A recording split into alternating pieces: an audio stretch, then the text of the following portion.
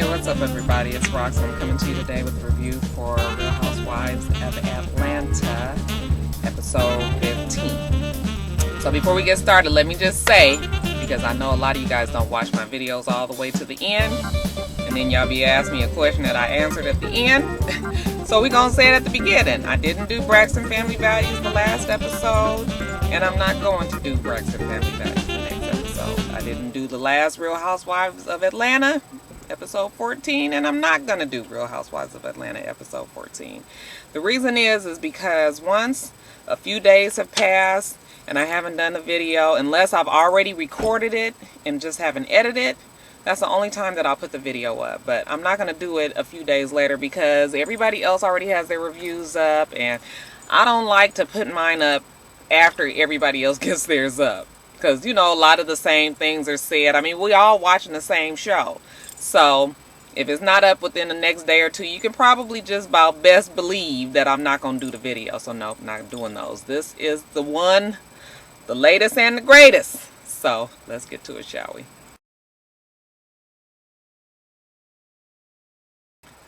Alright, you guys, so the girls are leaving South Africa. Kandi and Cynthia are sitting around just talking about how unfortunate it is that the trip was, you know, tainted with all the bullshit that they went through. You know, they start talking about the whole orphan gate where, you know, Cynthia mentioned that she couldn't see Kim holding a little black baby, and you know, Kandi kind of co-signed and said what she said, and Sheree said what she said, and, you know, but for whatever reason, it's blown out of proportion now. I think Kandi is more pissed about the fact that she was misrepresented by Sheree, not the fact that she said it, because if anybody would give her a chance to explain what she meant, then it could be much clearer.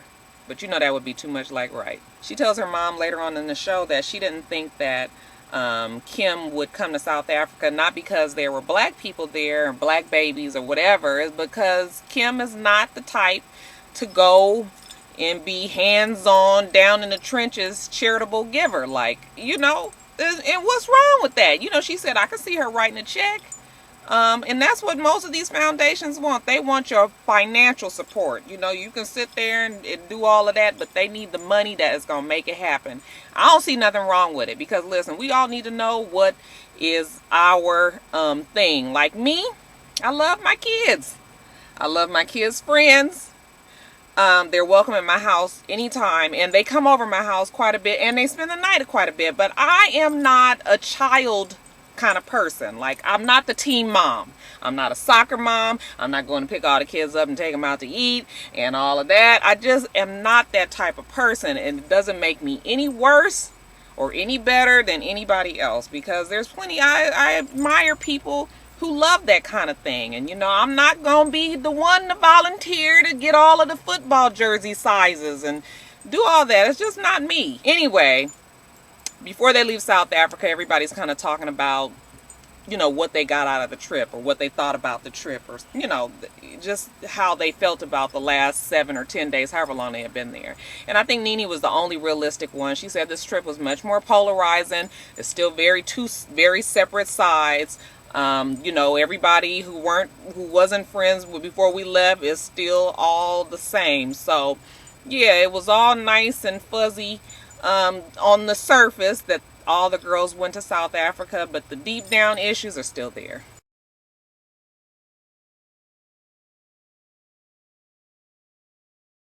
Alright, you guys, so Peter wants to throw his wife a 1-year anniversary party. They've been married a year now. And Peter, when Cynthia gets back from Africa, he tells her, you know, I am going to plan this 1-year party, and it's going to be grand and spectacular and fabulous and wonderful and all that.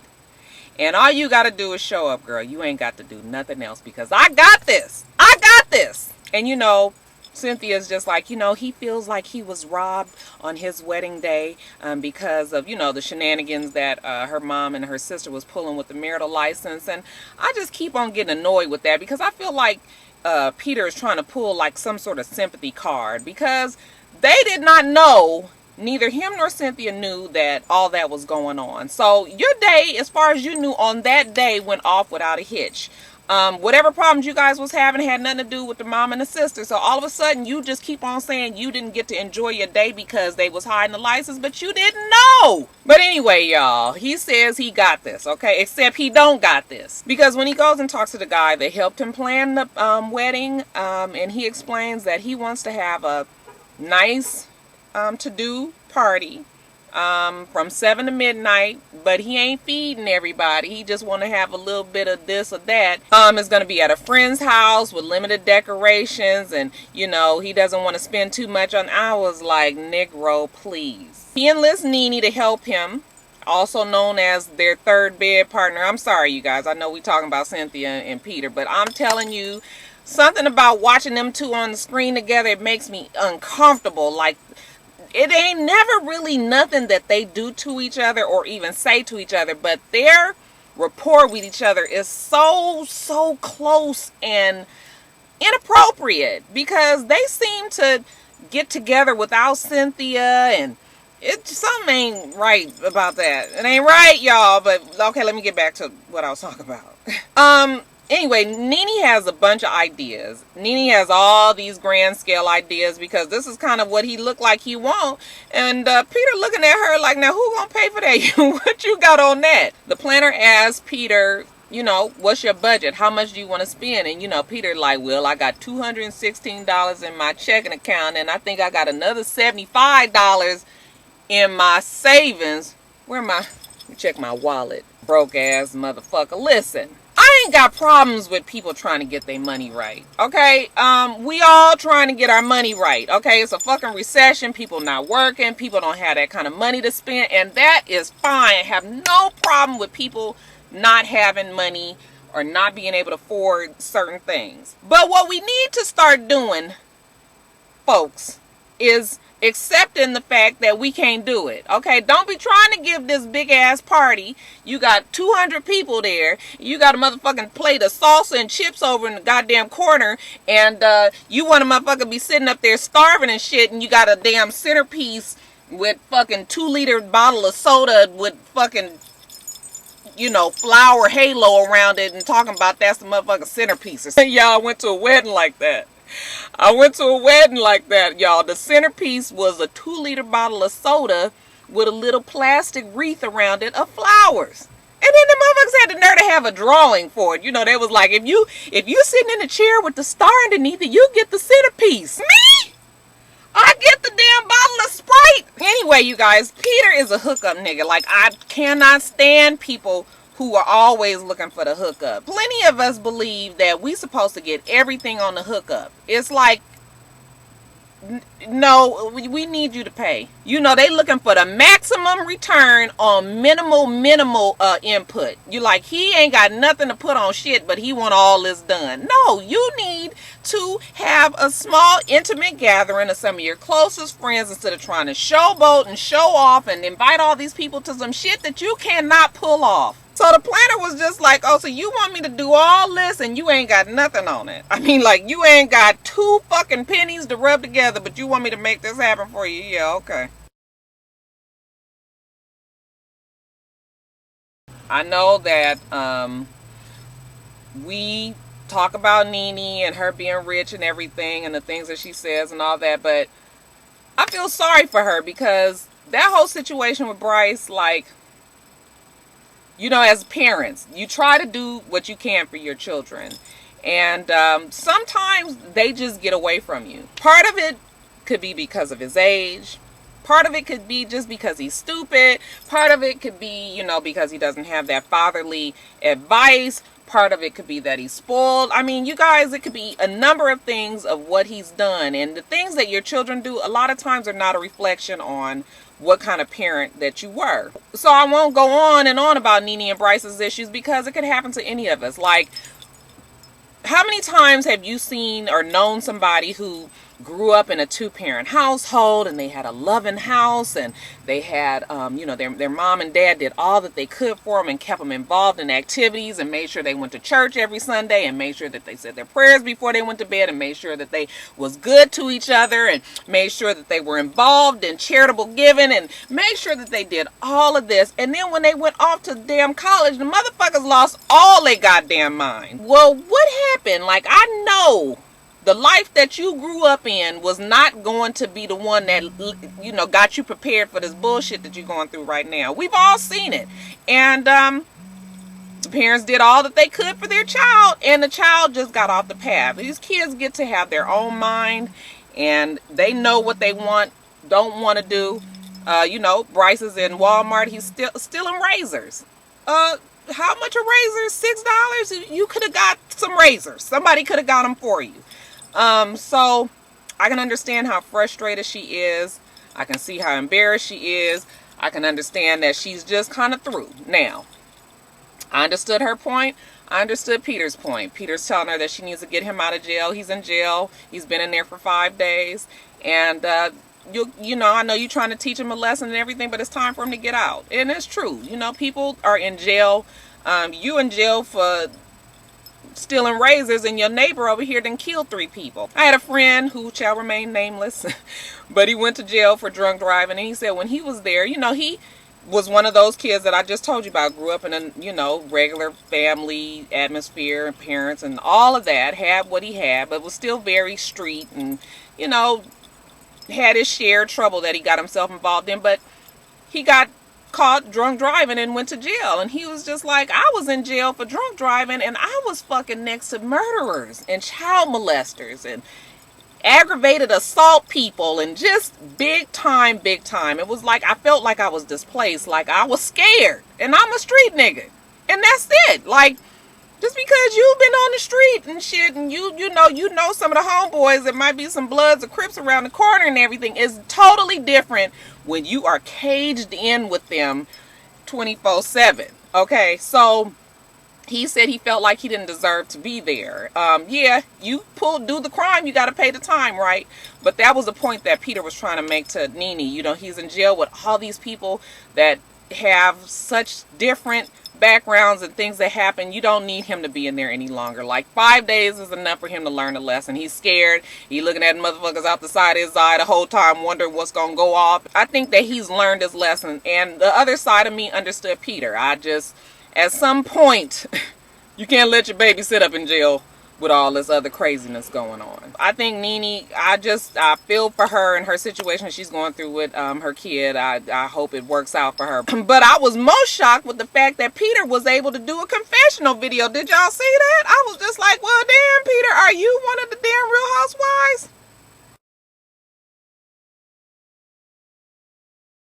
Y'all, this Kim and Sweetie situation is totally out of hand. Like, I don't know who to be more annoyed with. The fact that Sweetie is so incredibly stupid, or the fact that Kim talks to her like she is just shit. I know that they're close friends or whatever, but there is a way that you talk to somebody, especially with all the stigma that surrounds how you talked to her last year. And how people are already like, okay, so you this white, blonde-haired, rich woman. Yeah, you got this really not all the way put together black girl working for you who look like she ain't got good fucking sense to begin with. It's just, I cringe when I watch Sweetie and Kim on the screen together. Kim's going on and on about all this shit that she's got to do in her big ass house and the new baby, and Croy's not there, and Croy's not there, and Croy's not there. Like, I don't know what she did with her life before Croy got there. But, you know, obviously she was used to living in a townhouse and not no 70,000 square foot or however big she said the damn house was. Was it 70,000, 7,000? Anyway, it was too fucking big. Kim is going on and on about how fragile she is, and she's got this new life that she's really trying to adjust to. And Sweetie is like the fucking house nigga that just then ran all the way to fuck amok. Kim looking for Sweetie all through the house because she needs some work to be done, and Sweetie is outside in the motherfucking pool. And I was like, oh shit, Sweetie, you done fucked it up now. Now Croy got to come home and empty out the pool because you done put your black ass foot up in there, and you know what that means. Negro in pool. Negro in pool. Sweetie got in pool. Sweetie got in the pool, but don't nobody know that Sweetie got in the pool. Oh, I wasn't supposed to get in the pool? I wasn't supposed to get in the pool, boss? What the pool here for, boss? I get out the pool, you need some help with the baby? What you need me to do, boss? What you need? Oh, I go in there, you need me to make sure I can hire somebody, boss? I can do that. I sure can. I can shuffle, I can shuffle. Y'all, I don't know what to make of that situation. Like, is Sweetie milking that situation? Like, she can't be that stupid. She don't fucking do nothing. It's just like, girl, what do you really think that you part of? You ain't part of that group. Let's look at the dynamics of all of this. You are not a part of that group. As much as you want to think that you are, and as much as you want to play with the older daughter, you are an employee. We need to remember our space, remember our place. You are an employee. It's time for Sweetie to go. She ain't been no help since they've been in that new house, basically. Really, this whole season, I don't know why Sweetie is there. Anyways, you guys, the girls are coming over to visit Kim. Sheree gets there first, because if you ask me, Sheree wanted to be up in Kim's ear before the rest of them got there, and you know, she wanted to get her riled up over this whole orphan gate. That Sheree, y'all, is dirty. I was trying to figure out what could be her motive for doing this to Kandi, like for throwing Kandi under the bus. Like, why is it that, what has happened that you would go back and say something and then misquote the situation and then just just twist the knife and make the situation even more volatile, because you already know that Kim is real sensitive about the whole racial issue, so you just make it even worse. What was she hoping to get out of that? I don't like that. And then for Kim to say that she knows that Sheree has had her back for 10 years. Bitch, Sheree was just trying to pull off your wig just a few seasons ago in Atlantic Station. And they kept showing it on Bravo because I was glad. It was just like, can you remember? Don't nobody have nobody's back on this goddamn show. She pulling off your fucking wig? You think that's having your back? What the fuck? I don't need an enemy then. But anyway, Phaedra and Kandi get there later. Side note, did y'all see how Phaedra and Kandi went over to Sheree's lot? I bet you anything that they filmed that after that whole season was done, because it didn't even fit really into, it just seemed like something was off. I had to look at that again to see if the makeup matched. But they went out there to Sheree's, Chateau Sheree. That motherfucker looking like the goddamn Grand Canyon. I mean, this shit is dug out and it's just nothing. I mean, it ain't a goddamn survey tape. It ain't no spray paint on the damn pipe coming up out the ground. It ain't no foundation built. It ain't even the wood square for them to pour the cement in there. Ain't shit happening, y'all. She ain't buying no damn house. We was had, y'all. Ain't nobody get no house. I thought that shit was messy of Phaedra and Kandi to do that, but that shit was funny to me. Anyways, y'all, back to Kim. So everybody is there at the house. It's really uncomfortable before they all sit down and start eating. It's just weird, you know. So they get to sitting down, and it's just like the big elephant in the room. At some point, somebody's got to say something about the little nigglets. I should call them nigglets, the little orphan babies. Y'all, it's just a moot point. Like, Kandi was trying to explain to Kim what she meant. Kim wasn't really trying to hear it. Like I said, Sheree had already took her off on a whole nother path. Phaedra stayed out of it like she should have. The thing is, Kandi needs to talk to Kim by herself. She doesn't need to have that audience there, because you see how that conversation was taken over. I think that if she sat down and told her, like, girl, you know good and well that you ain't fixing to be fucking around with no damn little babies up in the dirt in the you know, I don't give a fuck that you used to be a nurse. Like, I used to work at Fluky's, Roxanne. I used to work at Fluky's, which was a hot dog place. I'm not fixing to work at Fluky's no more. That was the hardest fucking job that I ever had. I did a lot of work. People that work at the fast food restaurants, that's a lot of work. And I'm not doing that shit no more. So you can keep on saying that you was a nurse and that you was, you know, a caregiver and all of that, but you're not doing the shit now is what we trying to say. It was just a whole bunch of yelling, like they do on this show. Kandi was very frustrated. Sheree looked like she felt very accomplished. Kim looks like she's mad, and it just, nothing came of it.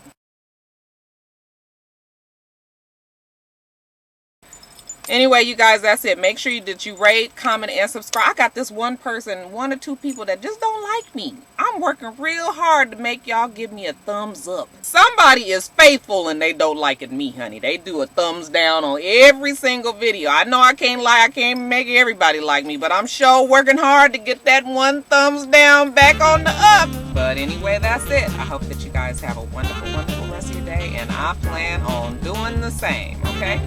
Until next time, Roxstars. Bye.